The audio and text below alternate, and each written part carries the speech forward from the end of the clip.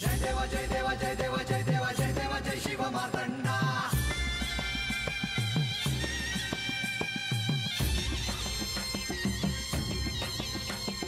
जय देवा जय देवा जय देवा जय देवा जय देवा जय शिव मार्तंडा. हरिवर्धन मल्हारी तुझी प्रचंडा. अगडदुम नगारा सोन्याची जेजुरी देव गेले जेजुरा निळा घोडा. अगडदुम नगारा सोन्याची जेजुरी देव गेले जेजुरा निळा घोडा. पावमे तोडा कमरी कर पटा बिगिर मस्तकी तुरा. खोबऱ्याचा कुटका भंडाऱ्याचा भडका बोल अहंकारा सदानंदाचा येळको. सदानंदाचा येळको. जय देवा जय देवा जय देवा जय देवा जय देवा जय शिव मार्तंडा. जय देवा जय देवा जय देवा जय देवा जय देवा जय शिव मार्तंडा. हरिवर्धन मल्हारी तुझी प्रचंडा. जय देवा जय देवा जय देवा जय देवा जय देवा जय शिव मार्तंडा. हरिवर्धन मल्हारी तुझी प्रचंडा.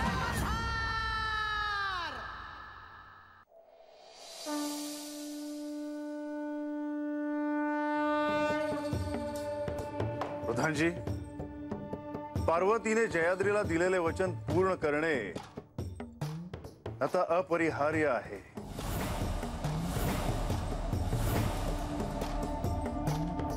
देवा,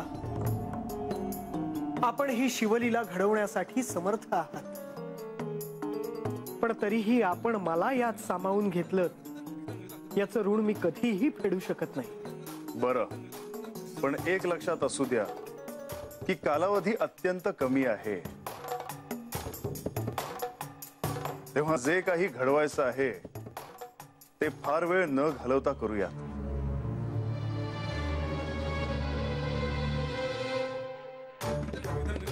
आणि मुनिवर, एक नियम लक्षात असू द्या. गडावर आलात की म्हाळसेला भेटून जात जा.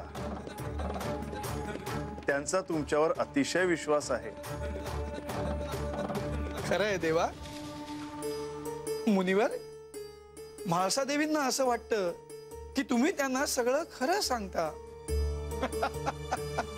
तेव्हा आत्ताही तुम्ही जाऊन त्यांना भेटा, नाहीतर त्यांना असे वाटायचे की मी तुम्हाला त्यांना भेटू दिले नाही. मुनिवर, तुम्ही इथनं लगेच जा आणि म्हाळसा देवींना भेटा बरं.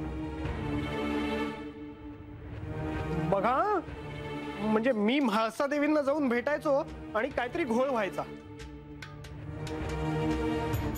कसला घोळ?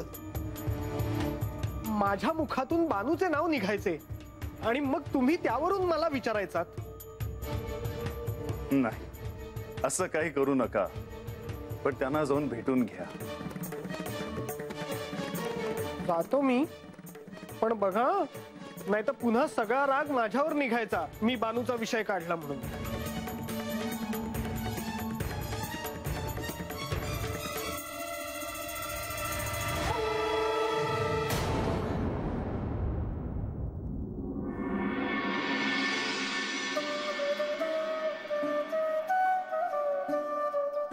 बानू, अगं अजून किती विचार करणार आहेस तू? अगं मग कळा ना ग भय कुठं कानातलं राहिलं ते. अगं पडलं असेल रानात कुठंतरी. मग बघून यावं का रानात? हवेतनं जाताना कुठं पडलं असलं तर कुठं कुठं शोधणार आपण?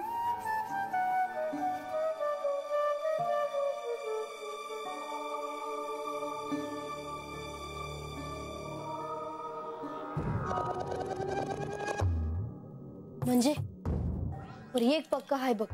अगं मी आता जेजुरीत जाईपतूर होतं कानातलं माझ्या, आणि आता सकाळच्याला आल्यावर बानी सांगितल्यावर ध्यानात आलं बघ. बानू, काय नाही म्हणलं जेजुरीत जाई पतूर होतं ना व कानातलं, आणि घरला आली तेव्हा नव्हतं. म्हणजे काय? म्हणजे ततच जेजुरीतच राहिलं नसेल ना व?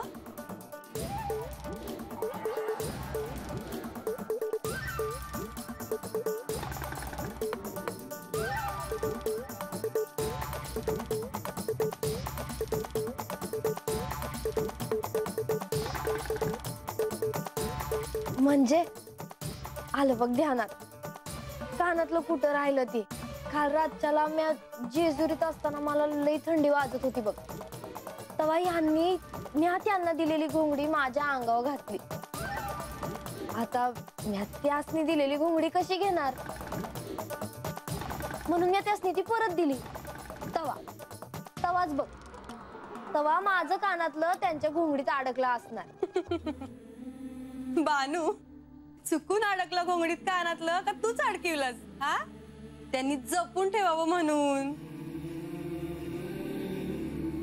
बानू, अगं किती लाजतेस? तुला बघूनच मला हसू येते बघ. होय का? थांब दाव. बानू, काय चिडवतीस मला? मुद्दाम केलंस ना? तू मुद्दाम करतेस ना?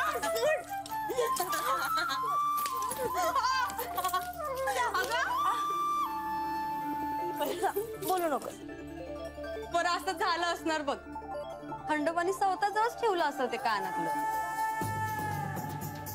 आणि त्यांनी तसं करावं म्हणून तूच अडकिवलं असेल ते कानातलं घोंगडीत.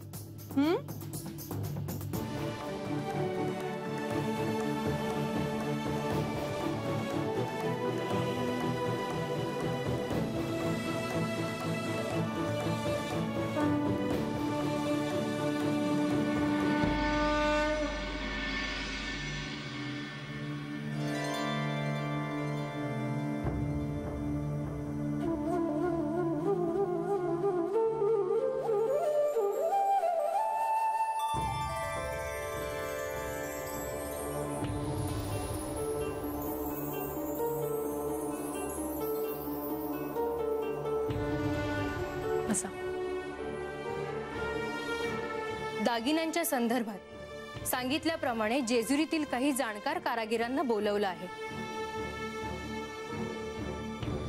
हे श्री गिरधर शेठ,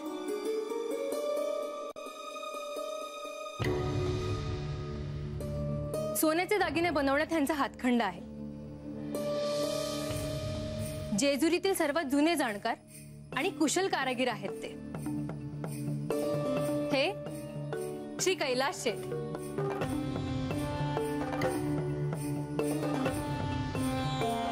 यांच्याकडे निरनिराळ्या देशातील बहुमूल्य अशी रत्न आहेत आणि नुकतेच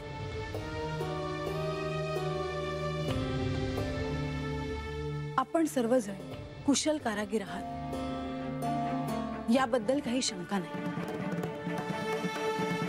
मला आपल्याकडून एका दागिन्या संदर्भात माहिती हवी होती, म्हणून मी आपणा सर्वांना गडावर बोलावले आहे.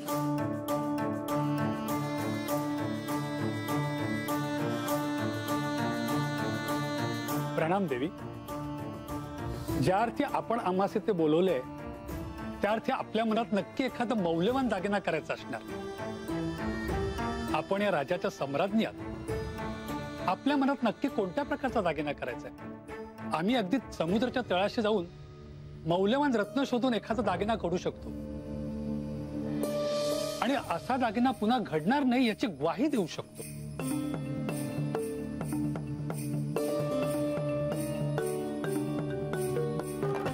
लतिका, दागिना आण.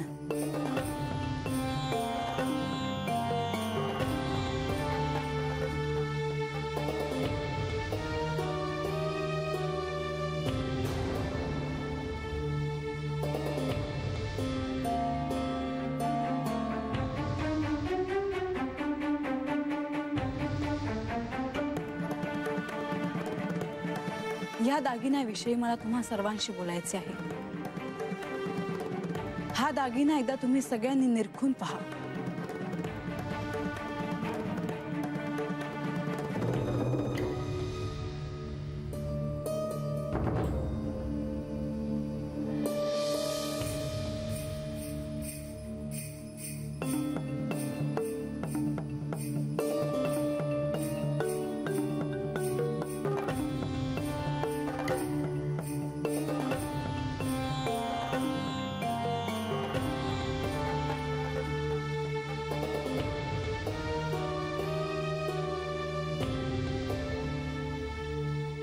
क्षमा असावी देवी, पण तुम्हाला नक्की अशा प्रकारचा दागिना घडवायचा आहे?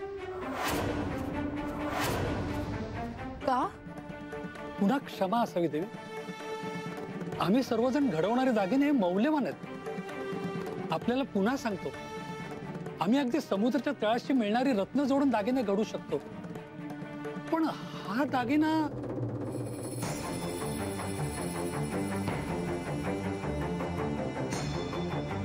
बोला, थांबलात का? राजे रजवाडे असा दागिना घालतच नाही. संपूर्ण जेजुरीत असा दागिना घडतच नाही.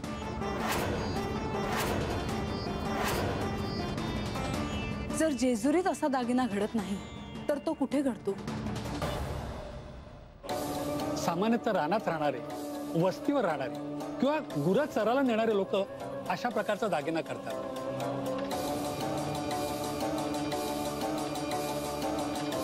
आणि त्यांच्या सुंदर स्त्रिया त्या दागिने घालतात. आणि खर तर त्यांनाच तो दागिना शोभून दिसतो. कोणत्या वस्तीवरचे लोक असा दागिना घालतात?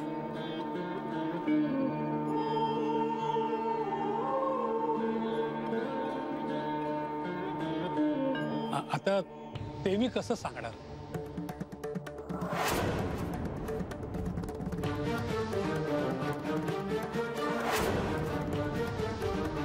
क्षमा असावी. म्हणजे आपण म्हणत असाल तर ते शोधून काढता येऊ शकते.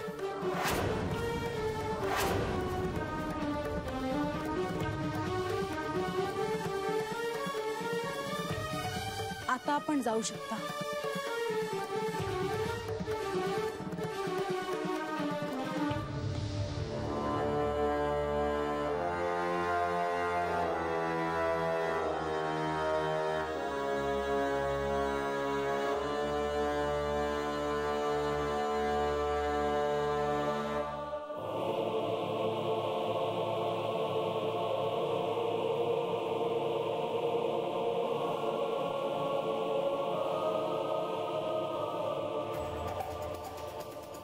लतिका, जोवर मला हे समजणार नाही की हा दागिना कोणत्या वस्तीवरचे लोक घालतात, तोवर मी पाण्याचा एक थेंबही घेणार नाही. आलं लक्षात?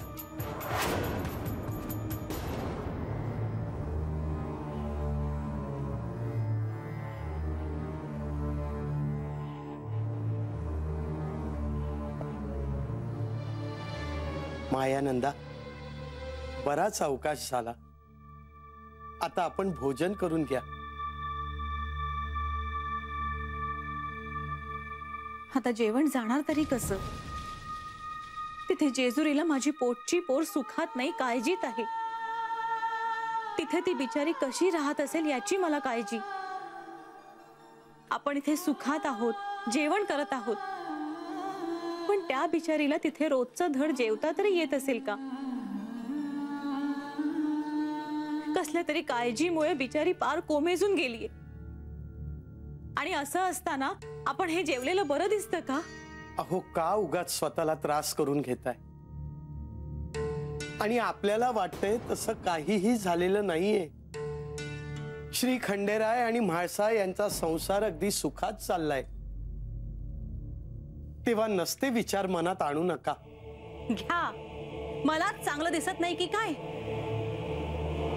बाई बाई बाई, इथे पोटच्या पोरीच्या काळजीने जीव अगदी कासावीस झालाय माझा, आणि ह्यांचं मात्र काहीतरी वेगळंच.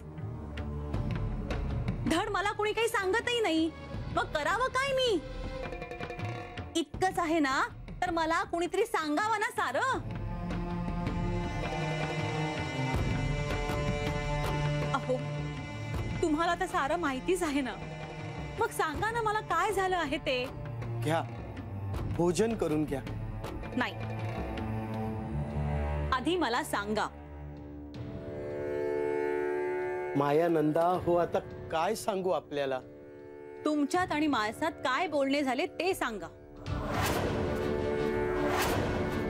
अहो, एका बापात आणि मुलीत जे बोलणं होईल तेच बोलणं झालं आमच्यात.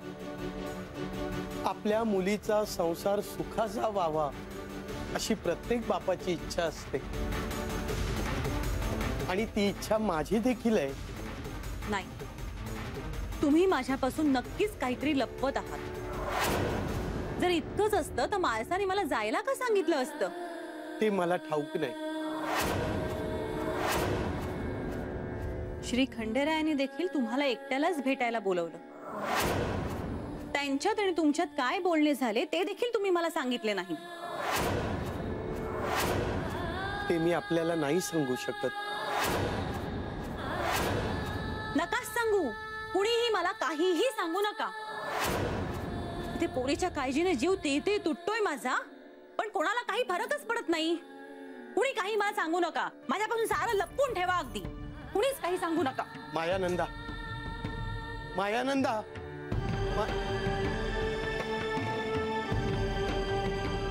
मायानंदा, हो आता मी काय सांगू आपल्याला काय घडलंय ते. अहो केवळ मी म्हणून हा धक्का पचवू शकलो. आपल्याला कळले ना तर अनर्थ होईल. नाही नाही, आपल्याला यातले काहीही कळता कामा.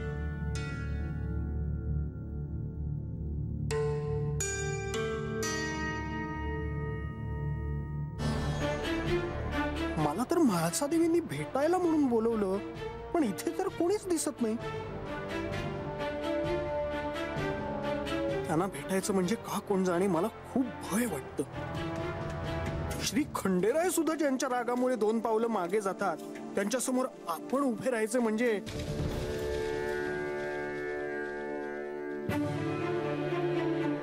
देवी. नारायण नारायण. आपण दिलेला निरोप श्री खंडेरायांनी दिला, म्हणून मी आपणास तिथे भेटायला आलो. बर, बसा म्हणे. नाही देवी, मी आपल्याला भेटेन आणि लगेचच जाईन. आज जेजुरी त्यांना भेटायला काही विशेष कारण की आणखीन काही?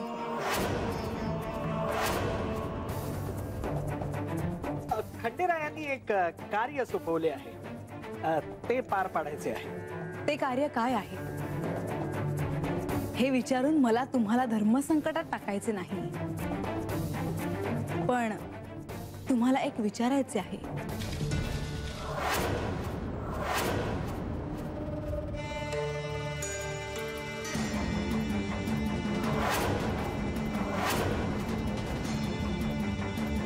हे काय आहे देवी? हा दागिना कुणाचा असावा?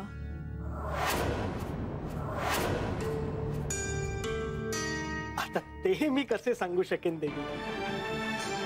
मुनिवर, तुम्ही विविध ठिकाणी भ्रमण करता, तुम्हाला हे सहज कळू शकतं. आता इथून सुटका नाही.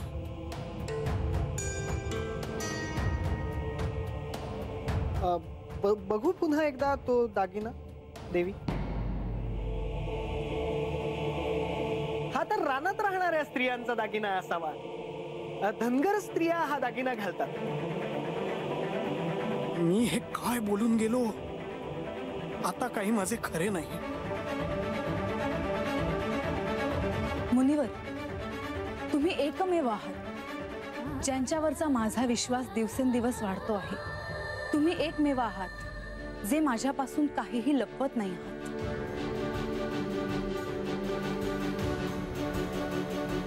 ही असत्य वचन कसे बोलेत देवी? मुनिवर, मग हा दागिना अजून एकदा जरा निरखून पहा आणि मला सांगा की हा दागिना बानूचा आहे की नाही.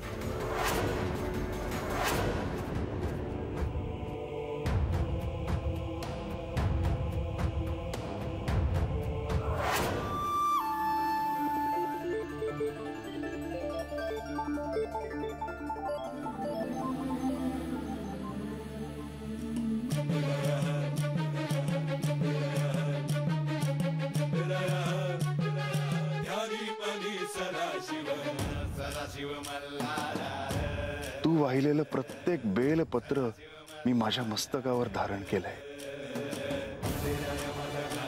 तुझ्या भक्तीने आता परिसीमा गाठली आहे. तेव्हा तुझी भक्ती केवळ आता भक्ती नाही राहिली.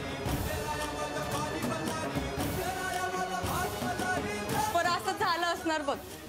खंडोबानी स्वतःजवळच ठेवलं असेल ते कानातलं. पण त्यांनी तसं करावं म्हणून तूच अडकिवलं असेल ते कानातलं घोंगडीत.